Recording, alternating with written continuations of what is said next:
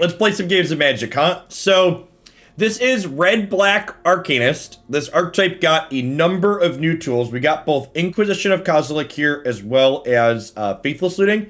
I've chosen to make a couple of card decisions in this deck that are different than some of the other Red-Black Arcanist decks that have been floating around. Notably, I am choosing not to play Kroxa and Stitcher Supplier, that kind of package. I'm choosing to instead try and raise our average card quality a little bit instead of playing Stitcher Supplier. Because we're giving up Stitcher Supplier, I'm electing to play Sign in Blood as opposed to Village Rites as our card advantage spell. And then to make sure that we have enough graveyard-based things to synergize with Faithless Looting here still, in addition to Dreadhorde Arcanist here, obviously, we've got Cut to Ribbons, as well as Skyclave Shade here as cards we can put into the graveyard for value. So, like, a really kind of sweet line is you can, like, turn 1 Faithless Looting, ditch Skyclave Shade, and then play a land on turn 2 and cast your Skyclave Shade from the bin. One thought is I'm not playing any copies of Claim Fame in this list. That might be a mistake. I might want a couple copies of those. But yeah, let's go ahead and dive into some games who are interested to see how Faithless Looting feels with Skyclave Shade, if this is enough graveyard synergy, or if we perhaps want some more cards to be able to bin proactively. My kingdom for a Lingering Souls, chat.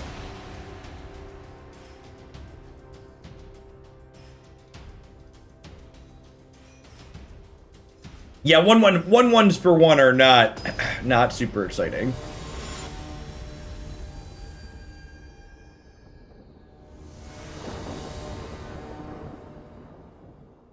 Bloodskies Berserker, when you play a second spell, it gets bigger and it has menace, right?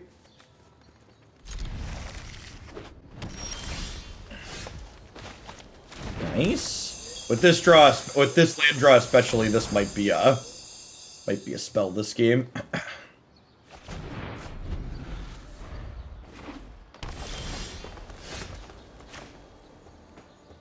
Alright, well.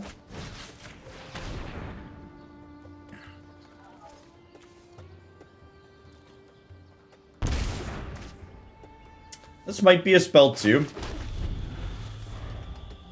I feel about Remand and Historic. I think Remand and Historic I'd have been pretty okay with before the most recent card edition, but I think Remand in addition to Memory Lapse would probably be too much. I would have preferred Remand to Memory Lapse, but Memory Lapse is what we've got. I don't think I want Remand in addition to that.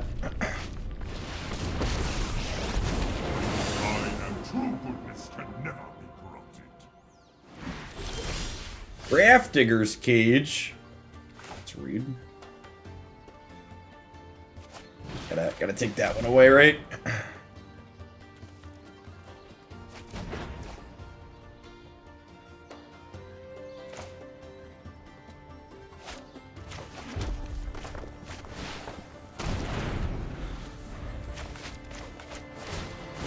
You will not threaten this world. Neoform combo. I can't remember the last time we played against Neoform combo.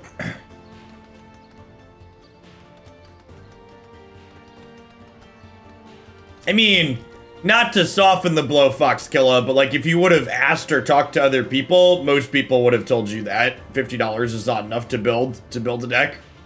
The average, if your account is starting from basically nothing, the average investment into Arena investment, the average cost on Arena to build a tiered deck is between $100 and $200.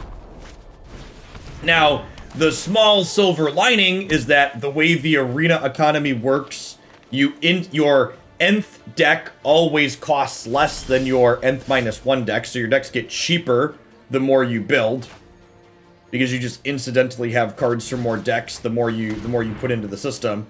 But yeah, TLDR is not surprised in the slightest as someone who understands the Arena economy that $50 was not enough.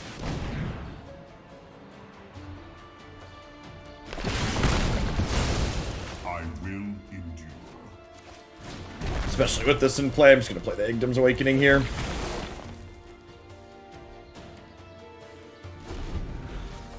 No way to pump Arcanist feels wrong. Why does it feel wrong? Can you explain? What spells do you think I need to be flashing back that pumping Arcanist is important for?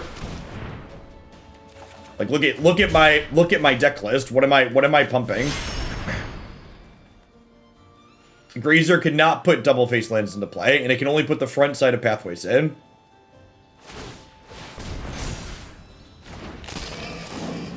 Yeah, I mean, comparing real-life paper Magic to Arena's not really a genuine... is not really a good or reasonable comparison, though, in my opinion. The two things aren't really related.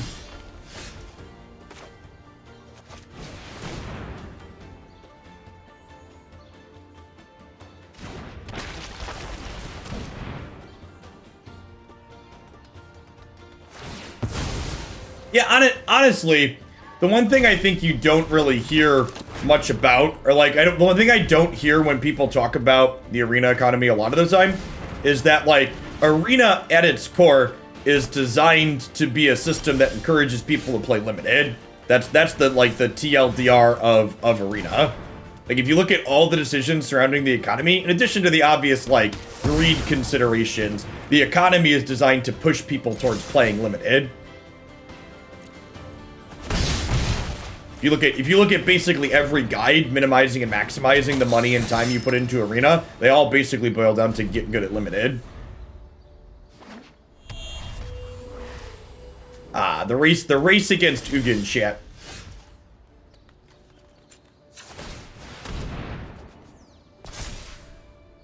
Did I cast Faithless Looting to get a token? Nah, that's dumb. Hey, Swift, thanks for the tip. I appreciate that. I'll get your deck added to the queue after we're done today. Alright, one more shot at Ugin. Survey says.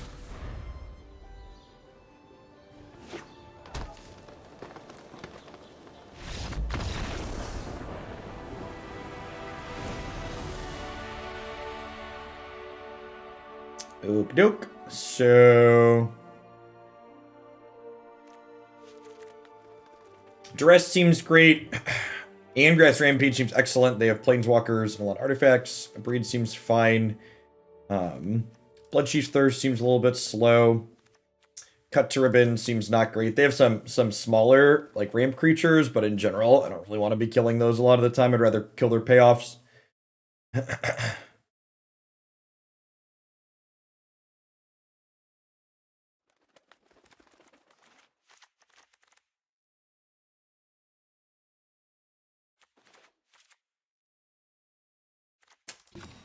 One more trim here.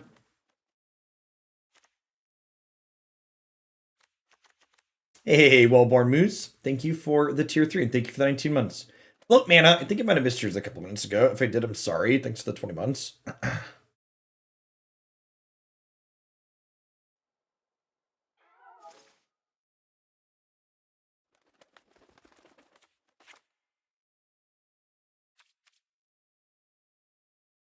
I could trim a looting. Yeah, maybe I'm supposed to trim looting instead of Bedevil. Bedevil can kill their artifact.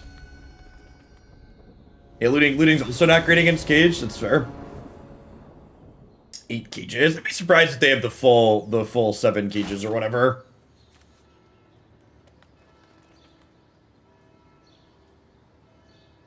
This hand's fine. Not amazing, but fine. You get to go Bolt Inquisition on 1. Those are drawn untapped red on 2 to have the option to play this. A red-black duel on 2 would be great, so we'd have the option to, like, double spell or Dreadhorde Arcanist.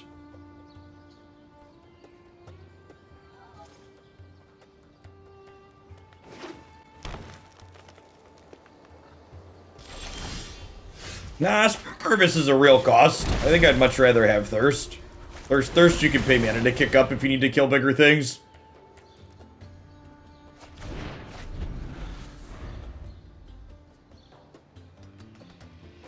Also, I'm, like, only playing it as a 4-of, so, like...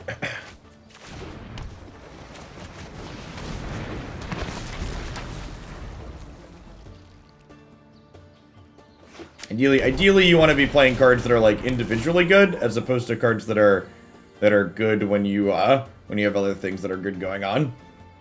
Alright, well this worked out pretty well. We're gonna get to double Duress this turn.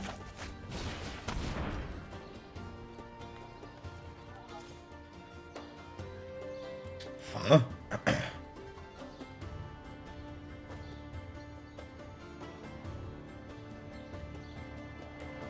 Well, these cards over here aren't technically in our hand. They're in the Companion Zone, which is a separate area. Companions are a special rules type card. They're technically in your sideboard, but you can pay mana to draw them into your hand.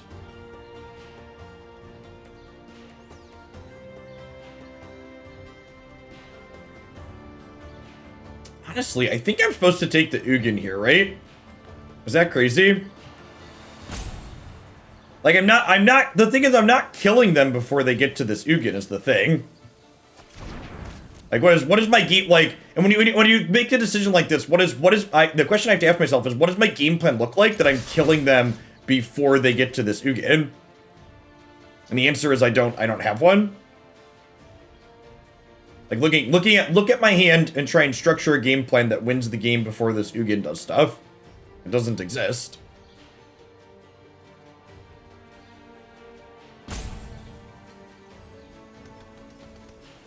The Mr. Beast promo is like such a great exercise in Magic players are bad at reading, because people keep telling me about things they're gonna do in that event, and they just like haven't realized that the event is pre-constructed decks, which is very smart, by the way, that it's pre-constructed decks. But come on, Magic players, learn to read.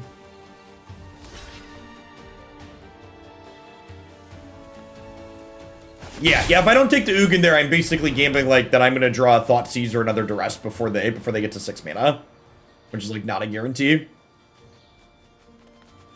Well, it's during the middle of the day US. It's during early evening Europe. Yeah, you also don't have to win. You just like, the promo is he's gonna play 2 games and like you just have to play against him in a complete game in those 2 games.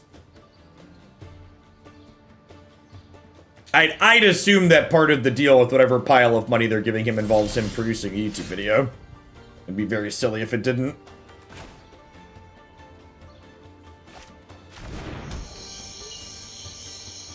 $500 worth of packs is a reasonable expense because I will be getting $25K during the event on Friday. Oh no.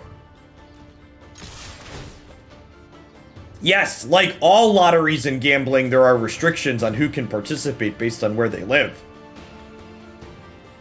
I'd assume people complaining about not being able to participate in certain countries, you shouldn't complain to Wizards of the Coast. You should complain to the people that manage the gambling laws in your country.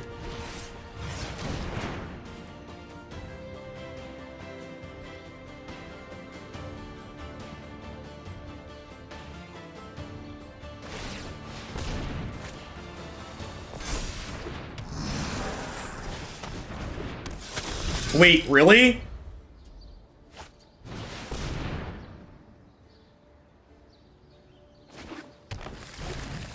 Yeah, Canada has very reasonable gambling laws, chat. They're not loosey-goosey like the United States.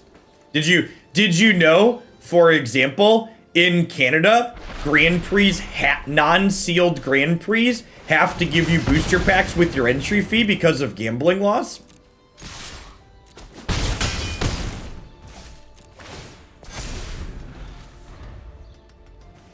The more you know.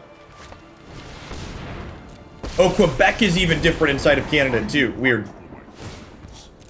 What you getting here?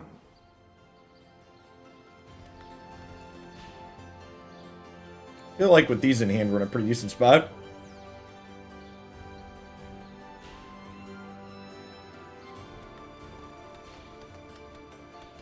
To be fair, Hyper, if you weren't around when the companions happened, it wasn't so much that the companions themselves were bad design, so much as that, like, just a couple of the companions were too pushed. Like, all of the companions that were, like, really good when the companion mechanic was first introduced are, like, still really good today.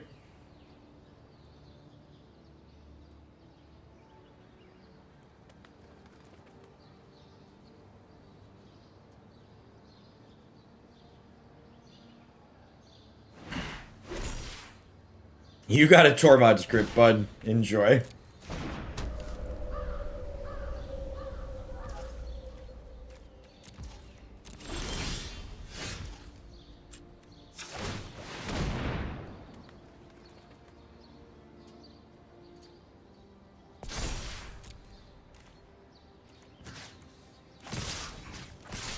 So, I know I had this Skyclave Shade in play, but I'm still going to play this land out because it's tapped. So that way next turn I can Abrade / Rampage and also pump land in the Ebon Legion.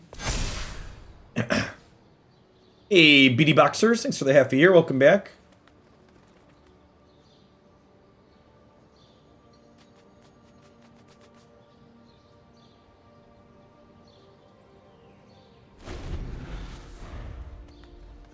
They also have the Crypt in play, which means if they crack this blast zone, they can exile the Shade before we get it back. Opal saw a little bit of play after the nerf. They have a Radiant Fountain here to go to 11. Nope.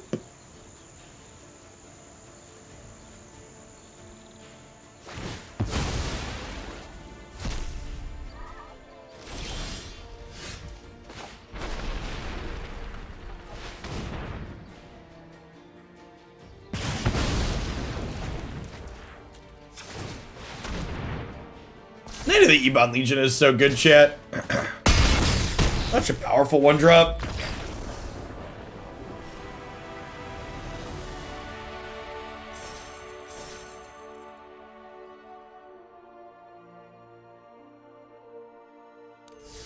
Maybe they'll introduce the companion through MH2. I almost want that to happen just so I can watch people's heads explode.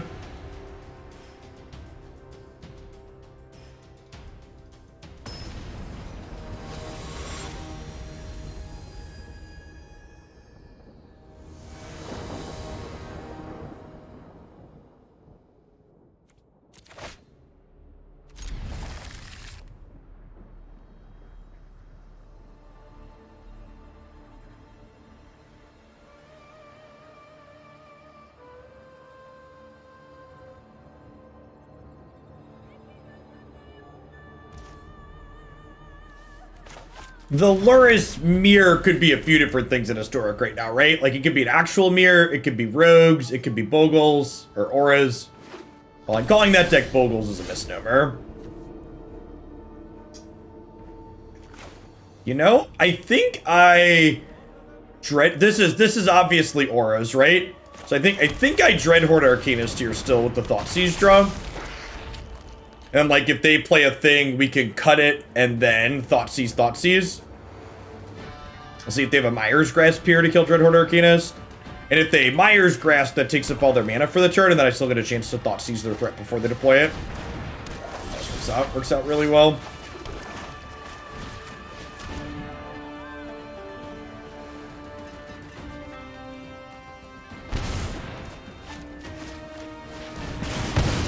You have to go kill your thing, take your reanimate spell.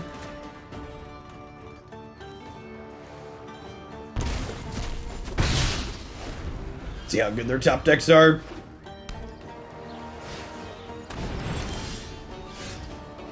Not as good as my top decks. This is just rude. If this was happening to anybody other than an Auras player, I'd feel a little bit bad probably, but they're playing Auras, so get out of here.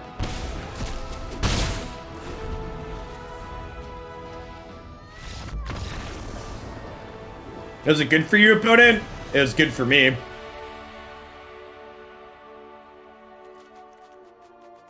To infinity and beyond.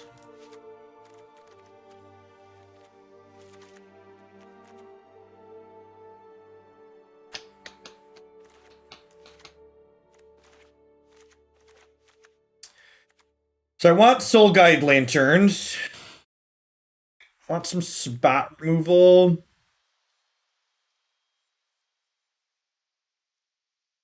Do I want to trim here?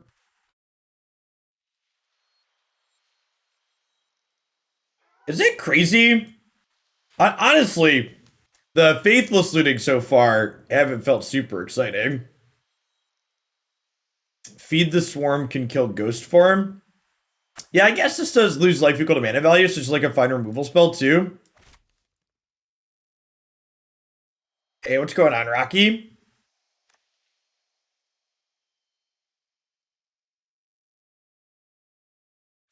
Trimming a couple of lootings post-board doesn't seem unreasonable, just because they're probably going to have some graveyard hate too. Things like Lantern can come in on their side as well.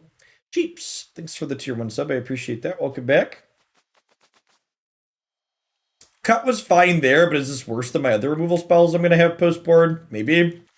This is kind of expensive. We'll trim the 3-mana removal spell. So I have 3, 4, 5, 6, 7 ways to kill things. It's actually probably a little on the low side, huh? I guess I have a lot of discard spells too.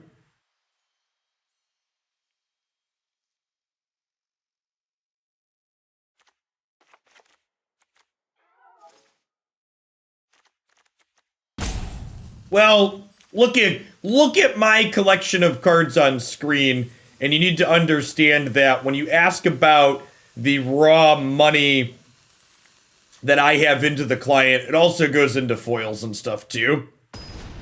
The TLDR is that there's 2 different ways to measure how much Arena is going to cost you if you're spending money. The first is that it's about $100 to $150 per deck that you build for the first couple of decks that you put in, assuming no overlapping cards. And then every deck you build from there gets cheaper because you'll incidentally have cards. Well, targeting to kill doesn't matter, Silver Oak. They're not a Bogle's deck, they're an Aura's deck, and Kaya's Ghost Form is the card that you care about. We keep this. We've got Looting with Shade here. The other measure is that if you're going to be someone who's mostly completionist, $100 to $150 per set gets you completionist sets of the things, excluding exceptions like the remaster sets. So normal sets are 150, remaster sets are about 200, 2 to 300.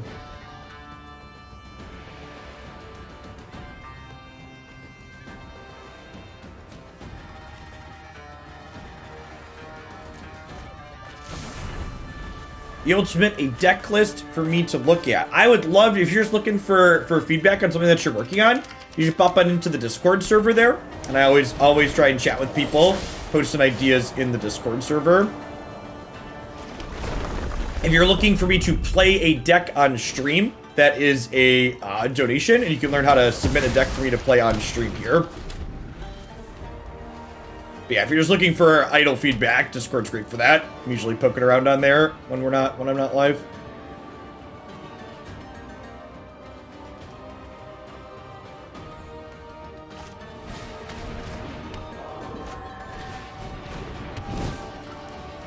Well, that's rude.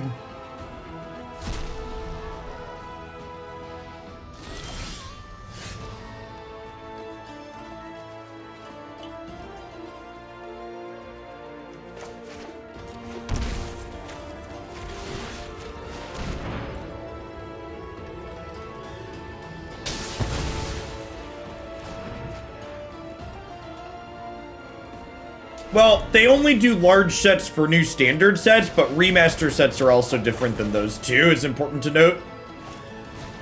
Yeah, I think we're just dead here. I don't think we beat the Kaya's Ghost Form. Maybe I'm supposed to keep hands that have discard spells. Just like mulligan a hand that doesn't have a Thoughtseize or whatever in it.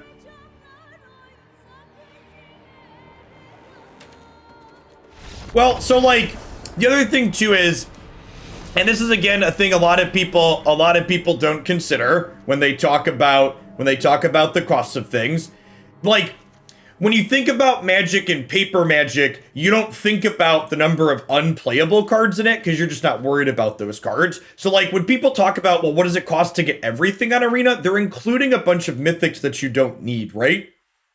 Like even if like let's say you're building every deck in Standard and most decks in Historic, there's still a ton of mythics that are just like largely unplayable because they're like EDH cards or casual cards or cards for formats that largely aren't played on Arena. So like the actual completionist cost isn't something that's realistic for most people to need.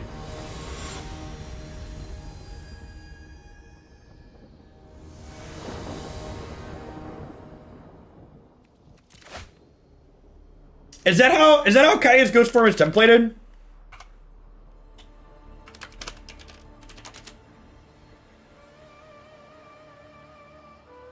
Oh, it is. Thank you for pointing that out. In my head, Kaya's ghost form was templated like we've been talking about Bogles. In my head, Kaya's ghost form was templated like totem armor. You're super correct that I could have killed their thing and then lanterned it. We probably still die because then they have Lurrus, but yeah, I had counterplayed to that specific instance there on board that I did not realize. Thank you for pointing it out.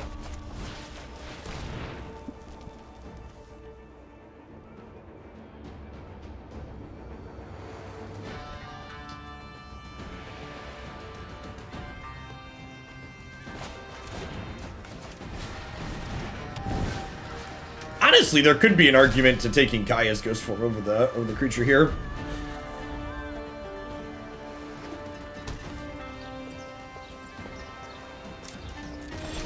Yeah, that's the feedback I've heard from most people, is that $50 to $100 per set, which, you know, if you think about it, even if you're doing historic, is like less than $500 a year, is like enough to have most reasonable things.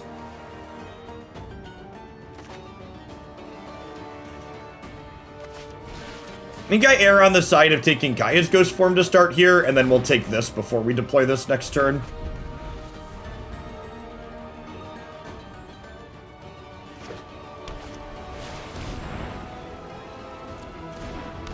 Yeah, and this draw is why I took the ghost form.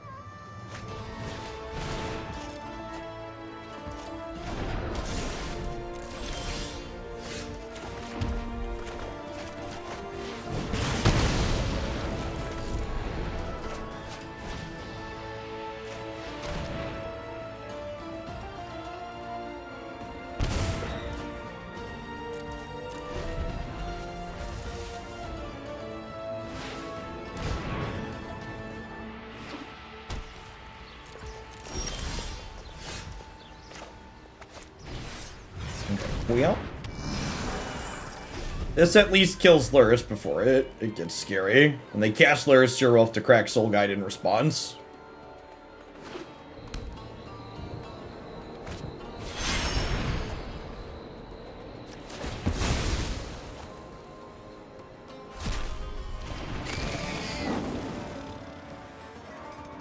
I really wish this format had Relic of Progenitus.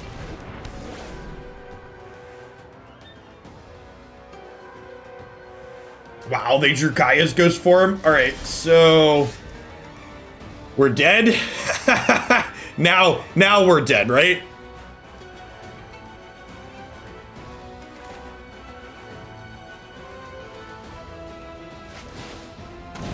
I guess we can. Oh, you know what? Maybe I should have attacked first, and then I could feed this form after. Yeah, I technically missed 3 points of damage.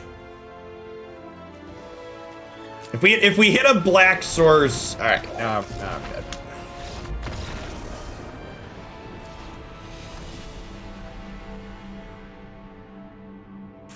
Yeah, fair decks, chat. Fair decks.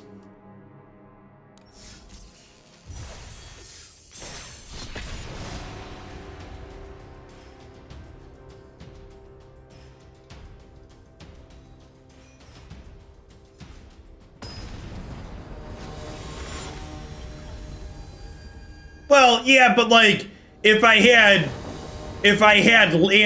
lands, Brad, I'd have less spells too, right? So like it's tough to say that like, well, that's winnable if we just have lands because my spells look completely different if I have lands.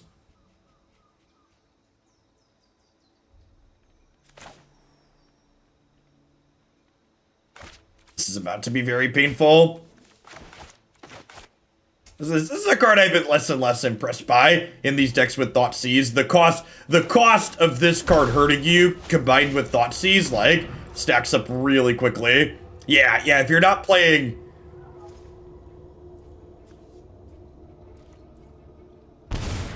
Man, this is our first time playing against Jund Food in like 3 or 4 days. And I guess this would imply through the Collected Company variation, which I think is a smart direction for their archetype to go in.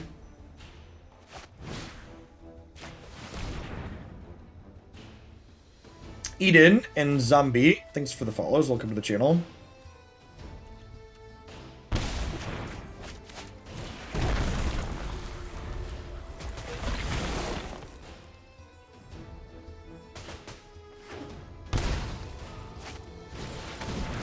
Yeah, the format getting more aggressive also makes Egg worse. And honestly, a big part of it too is not only is the format a little bit more aggressive, but not only is the format a little bit more aggressive, but a lot of the control decks in the format are packing a lot more things than Exile, right? Like there's Baffling Ends, there's Deccan Stones, and there's Shadow's Verdict, so like your things aren't going to the graveyard. And then you combine that with the fact that like Lurrus is a contested, means your graveyard's already a contested zone. And it adds up to difficulties very quickly. If you want to cut a deck into today's stream, it is a $100 donation, Neil. For $50 donations, I think I'm booked out through like the end of the week. I've got 14 decks waiting to be played starting into today.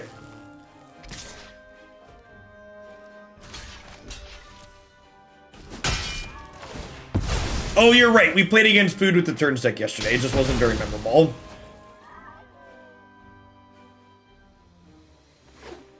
Yeah, honestly, I think I'm gonna cut these.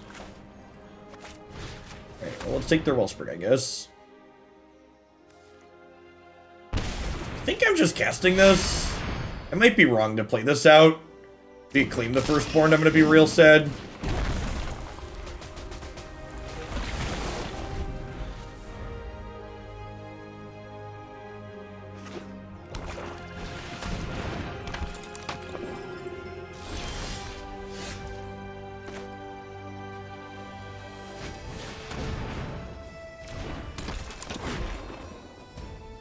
I'm holding on to this, because if I draw a red source, I want to be able to kill the priest with it.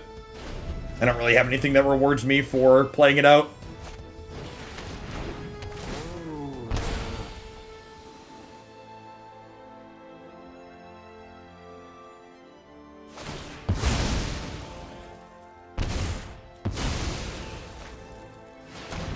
Yikes. Oven at any point here just kills us.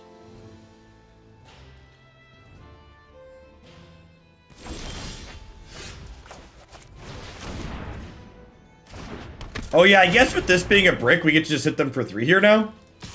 This activation seems loose.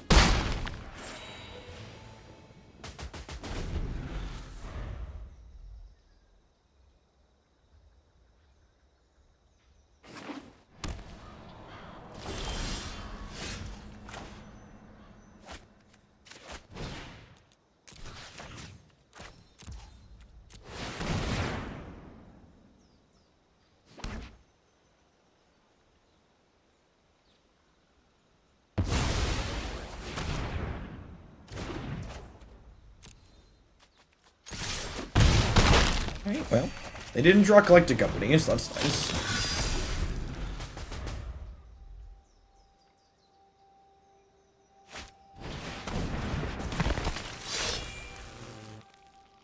Yeah, I think we've turned the corner at this point.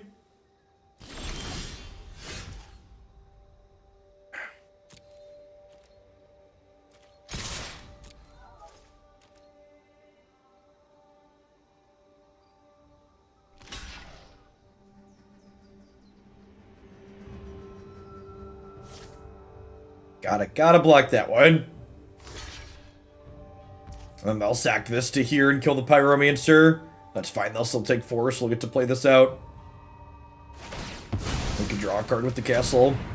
Knight of the Corner Turn, yeah, it's a good name for him. Oh, I guess rather than drawing a card, we just replay this, right? Sure.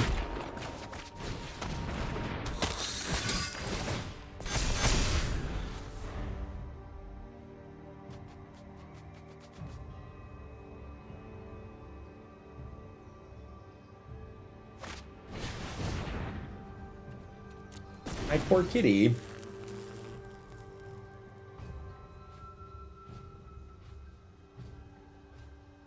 Lack of a second red mana being a little detrimental here. I guess they can Witch's Oven and then sack my Lurrus and bring the cap back, but double Ebon Legion should mean they're dead, right?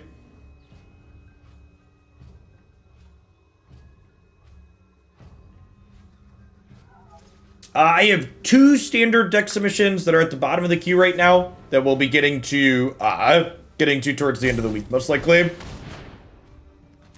One of which is Winota.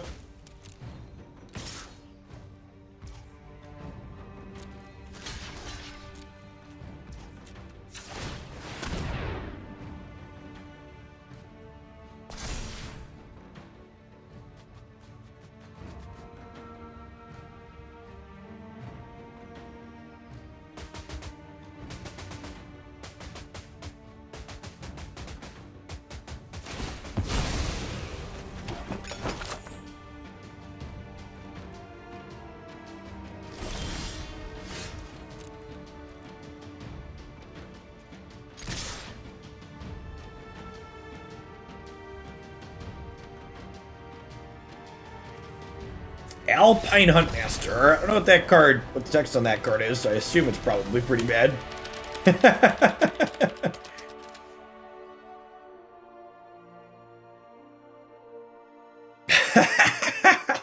The doggo card, that's funny.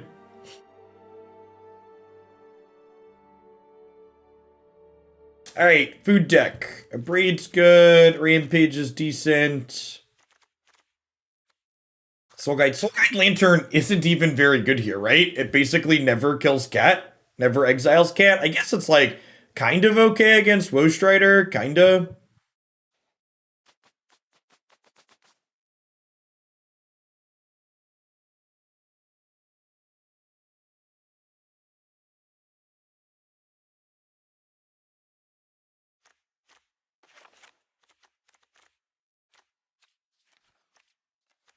I got the discard spells when I'm bringing in these more cards that play to the board. I know a couple of discard spells that first game were fine, but I think in general this matchup's more about playing to the board than anything else.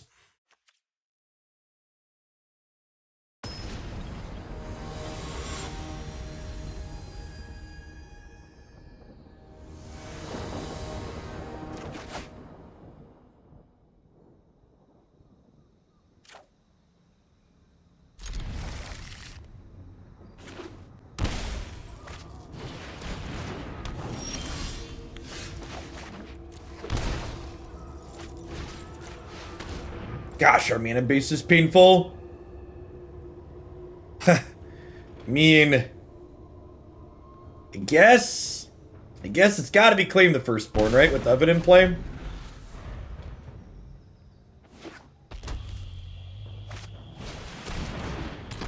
We have to bolt ourselves to cut this. It's like casual done 7 to ourselves, which means we can probably never race the cat here.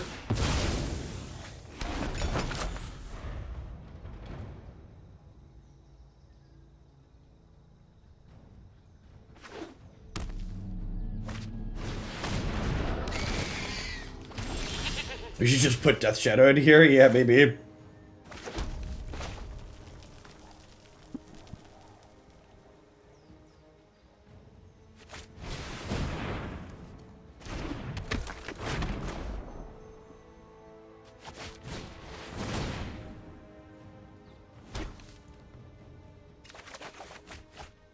I mean, if we cut the shades, Faithless Looting goes from mediocre to, like, actively bad.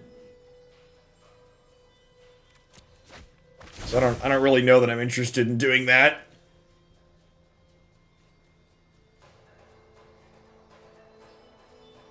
It's honestly super pleasant that this card has felt like mediocre at best. It's a good reminder that people are pretty bad at evaluating cards. Everybody's worried about it cracking things in half.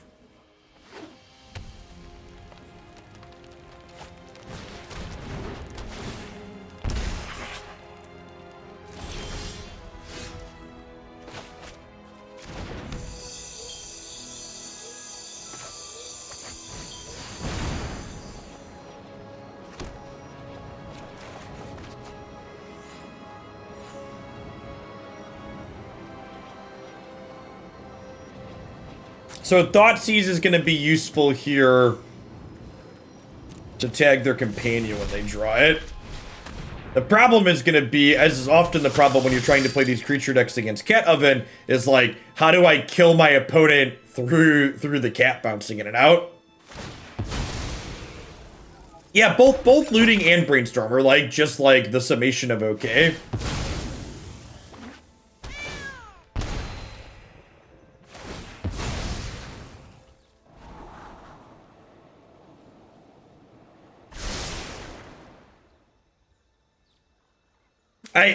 I agree, Rocky. Honestly, Historic feels like Wizards capitalizing on this chance they've never had in paper to like carefully sculpt what is and isn't in a non-rotating format before. And it's really, really lining up to be sweet, in my opinion.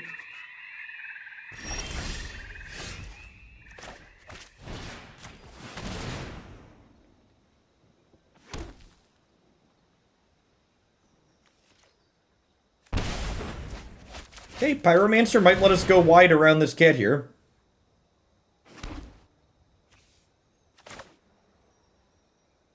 We have two ribbons in the graveyard here too.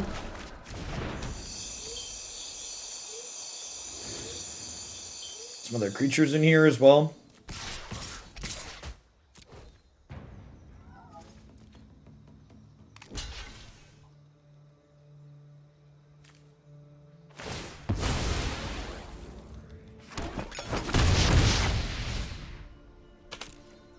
Need one more card in the bin to escape the Woe Strider. They can technically exile their cap, but they don't want to do that.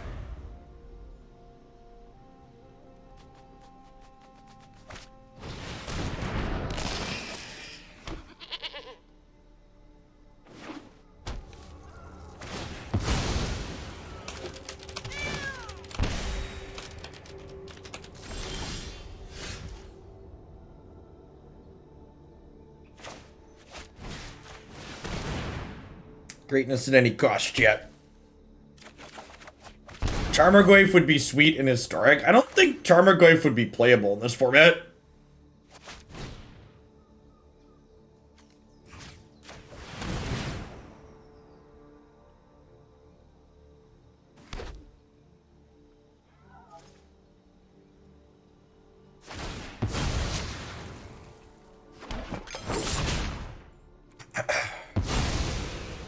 Oh, I'm dumb. Right? That's why this card's not good. Oh. Yikes.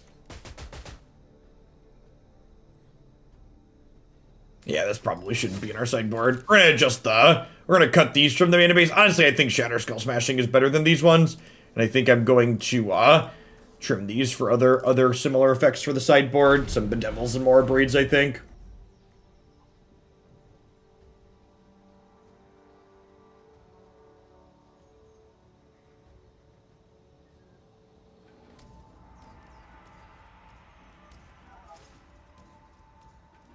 I mean, the answer to that question is just Collected Company, right, Neil?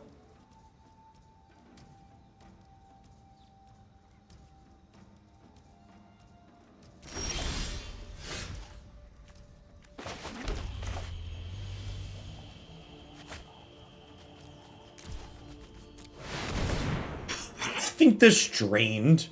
Oh yeah, we're probably super dead here. I thought this was gonna heal us in my head. I guess we'll start attacking, but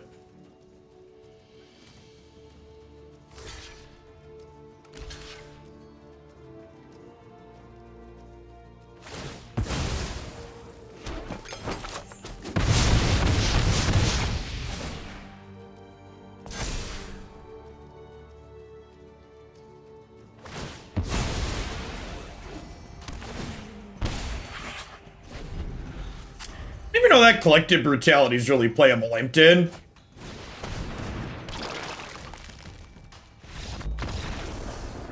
Helix sounds okay. I know this whole deck in general right now just doesn't feel particularly good or exciting. Feels slow and fair. Faithless Looting doesn't feel particularly powerful.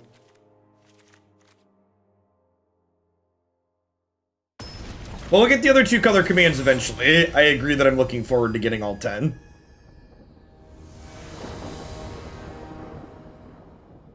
Where's Kroxa? We're trying a build without things that play more to the graveyard.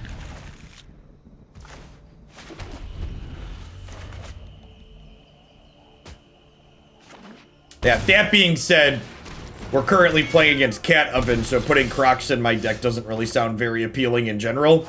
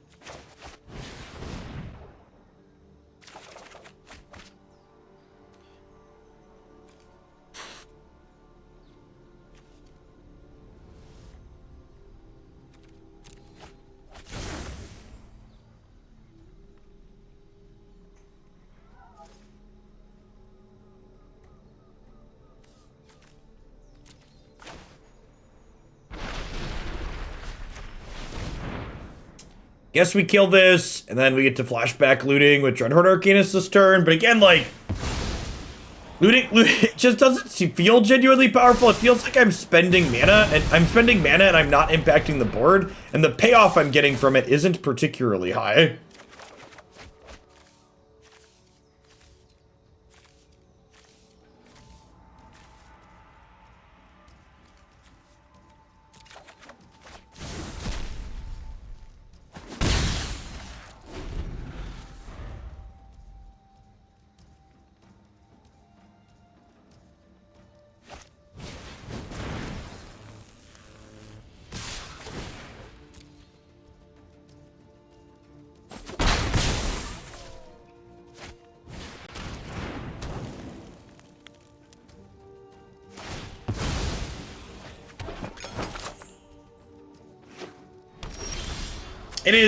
It is kind of peak magic that, like, we haven't really played against the opponent's archetype at all recently, and then we queue in with this deck that's probably very bad against it generically.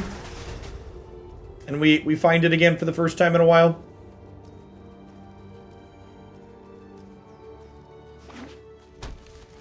Yeah, honestly, I see people talking about the other commands. I think there's a good chance that everything other than the blue-black command probably sees play in Historic.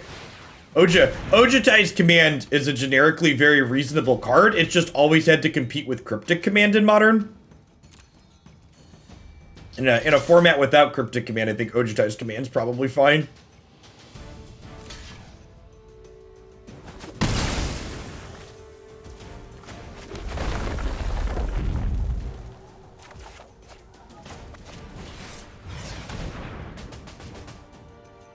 Yeah, this archetype would love Gurmag Angler. That would be a decent payoff for filling up your graveyard with Faithless Looting. Yeah, blue one is Solemnar's command.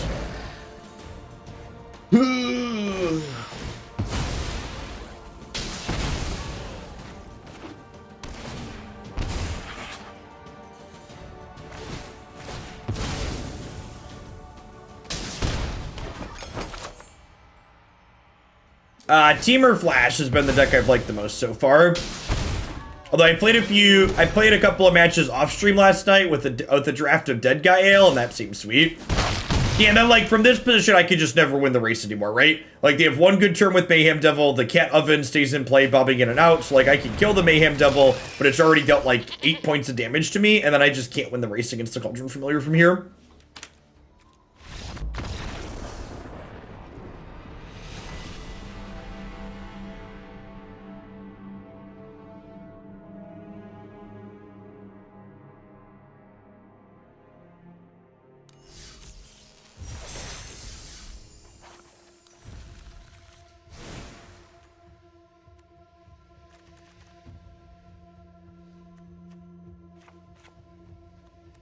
Got more swamps in my deck.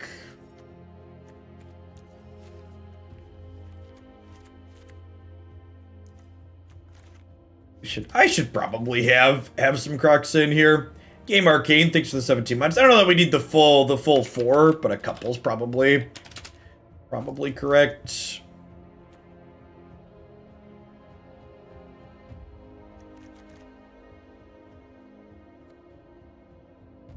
Honestly, Pyromancer's been pretty whatever.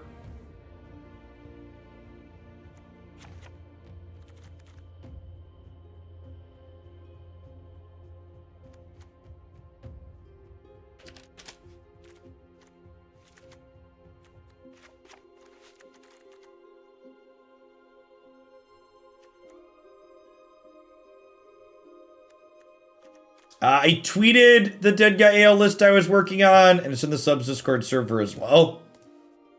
If you're interested in seeing what that looks like.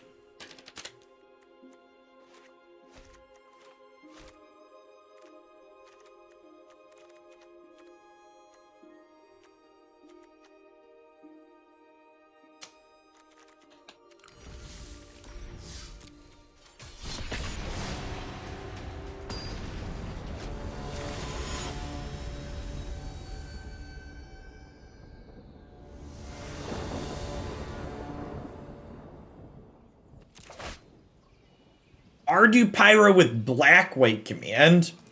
That sounds more interesting. Honestly, I'm a big fan of Lightning Helix as a card too.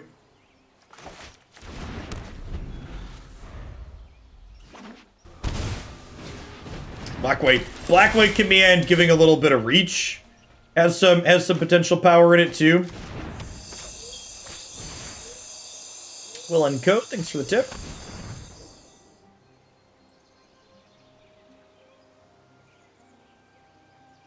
Small tip for the extra running the Hooglandia Open this weekend. Had a blast with emergency powers. I'll try and come up with something just as fun for the next one. Sweet. Yeah, May 8th. Saturday, May 8th. I haven't had a chance to put the event page up yet, but it'll be happening real soon. Black-white command pumps Arcanist too, which lets it flash back the command. Wow, that's sick. That sounds great, actually.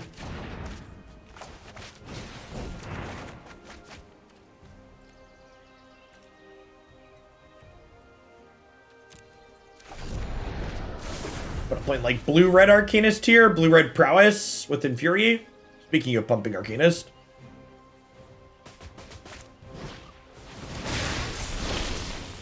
Yeah, one of the great things about the Hooglandia Opens too is that like your chance of, even if you are playing in like a Wizards event that has coverage, not that those really exist anymore, but like the goal of doing coverage in the Hooglandia events is just to cover as many people as possible. So like how we pick feature matches is I pull up the night before, the morning of, and find a bunch of deck lists that I think look interesting, and we feature based on deck lists. And then as we get deeper into the tournament, we simply try and put people on camera who haven't been on camera yet before.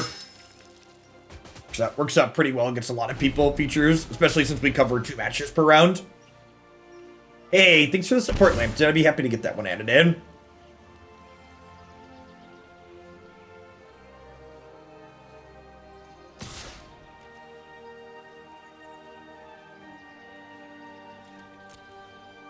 I didn't elect to Bloodchief's Thirst this last turn because my opponent had Spell Pierce in their hand. Yes, yeah, our events are going to likely be all unless Wizards ban something in Standard, my events are going to be all historic until rotation. We might do something slightly different, and one of our events is probably going to be a vintage format right before rotation, but unless otherwise noted, they're all going to be historic.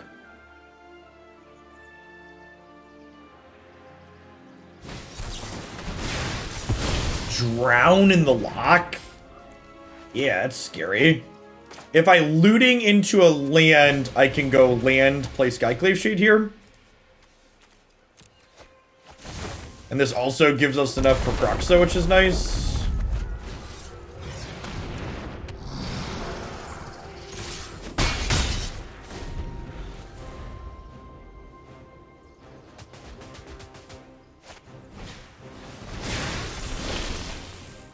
Well, Arena Vintage. There's a whole bunch of cards on Arena that aren't historic legal already.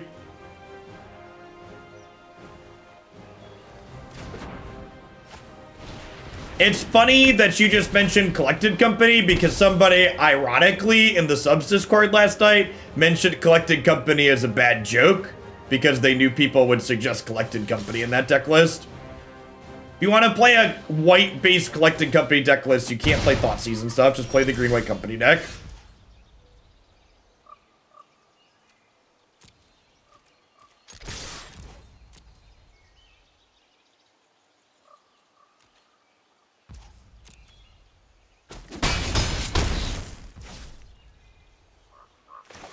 It's not a thing yet, Andrew, but we're going to make it a thing for the Hooglandia Open.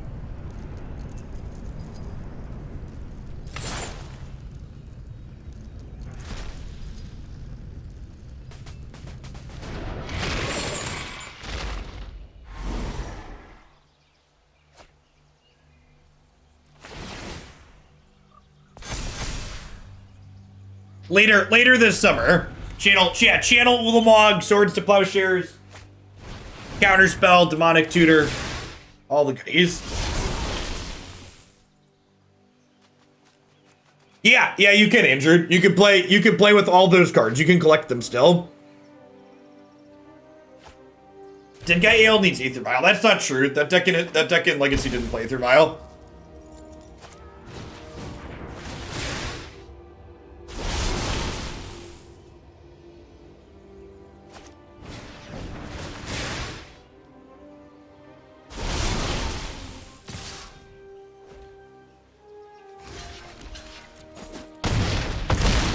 It's an interesting attack. Or was a concession attack, got it. Alright, well, Kroxa looking very good in the first game we played it with. Having a couple of those is probably right. Yeah, it'll just include all the cards that are legal on Arena. Is the plan.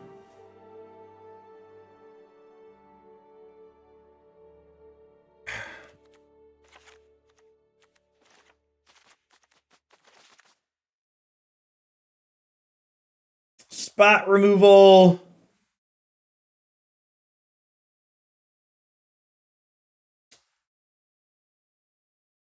You can delete the free myth command at this point. I'm not going to be keeping track and updating it anymore, Scottish. They really missed their window on that.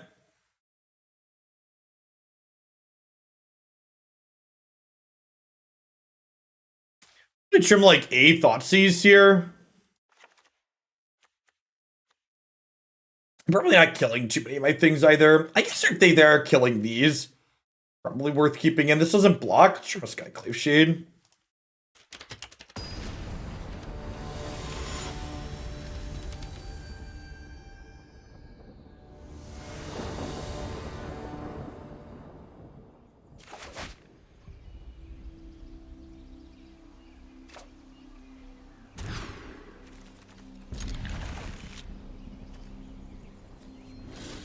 Be greedy and bottom the land tier on the draw.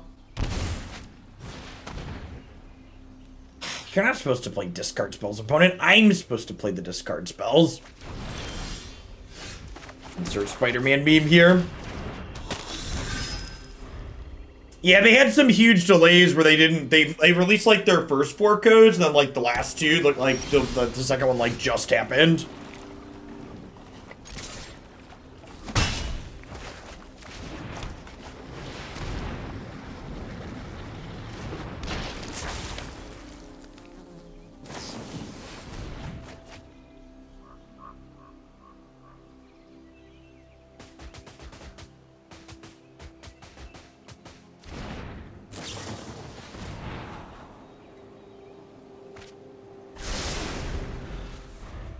Are we the baddies? No. Our archetype has not proven to be anything super impressive in this format so far.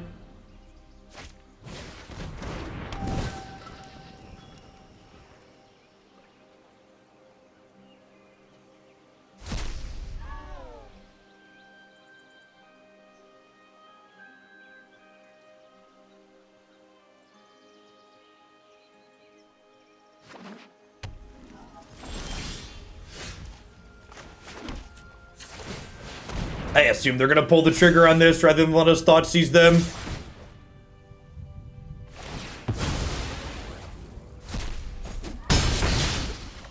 That's probably a good thought. People are talking about do we do a restricted list? Maybe restricting the cards that are restricted in actual vintage makes sense for Channel and Demonic Tutor. That would probably make sense, and then let the other ones all be 4 of playable. I was thinking about how would we decide if we wanted to restrict some of them. Letting the actual vintage restricted list dictate what happens seems very reasonable.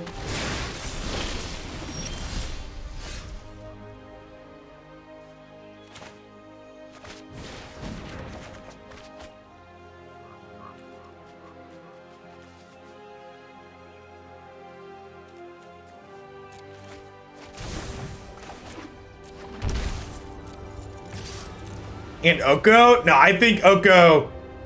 Oh, Brainstorm's restricted in vintage. That's true, actually. Huh?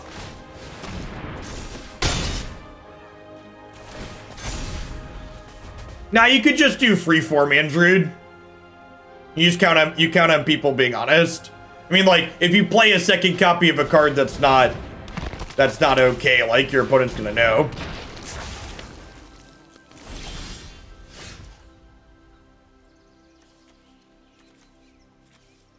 Man, they have a bunch of cards in there to flashback with these. Do I loot looking for a Bloodchief's Thirst here?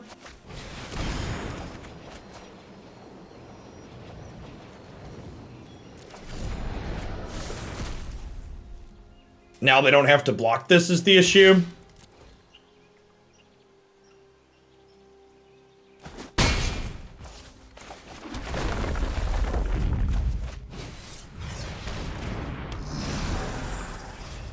They are at 2. I have almost enough cards to escape Kroxa. I need 2 more, so if they pick my board apart, we could potentially escape that.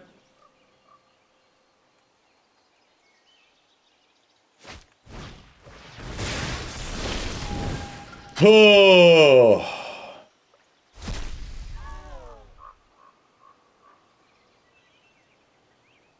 I think, J-Man, I think so. People jumped on the list of cards that are restricted in vintage that are otherwise legal. I more meant the cards that are banned in historic, but also restricted in vintage, restrict those.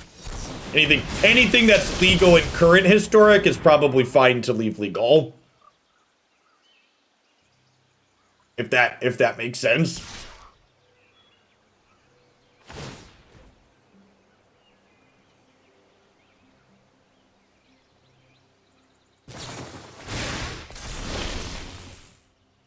Which would be like, I think the list is exactly Channel and Demonic Tutor.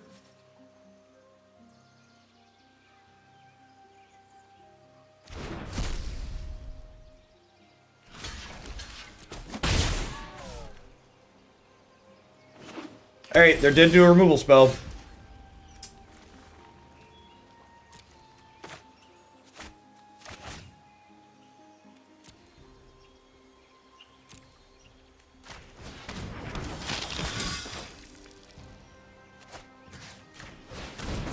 Not lethal, but it means they have to double jump. No, they're not dead. No, Oko's legal in vintage. Oko's not restricted in vintage yet.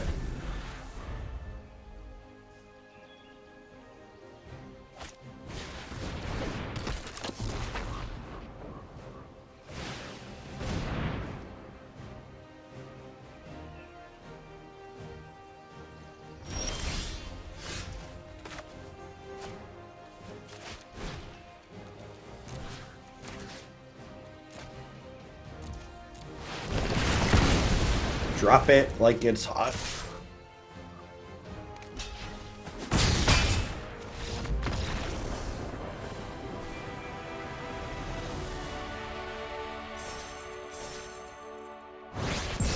There's Ugin to the format too, Andrew. Turn two Ugin and Ulamog seems not great.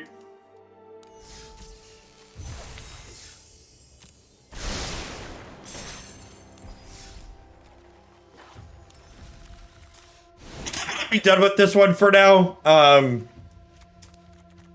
feel like at this current point, I don't feel like there's a compelling reason to stay in just red-black after playing this. Like, Lambton donated to have Mardu added to the queue, so we'll revisit that at some point. Mapamonte played a variation of Jund. We played some Sultai on stream, and honestly, all those other variations sound kind of more exciting than what this build is doing. I feel like my biggest takeaway from playing this set, though, is this card wasn't very good in this set. I feel like without like a delve threat or some other big payoff, it feels real mediocre. And like, we'll probably play some copies when we try Mardu, but honestly, I don't think I'd play the full 4. Hey, you've also found looting to be Matt? Yeah, the only deck I've played looting in so far that felt good was the decks that are like dedicated graveyard decks, like the Dragon Reanimator deck it felt good in, and the Phoenix deck it felt good in. But these kind of card advantage mid-range events, yeah, something like Bedlam Reveler, and hopefully we're gonna get Bedlam Reveler this summer. That could be a card that makes Faithless Looting feel really good. So yeah. All right, let's shift gears.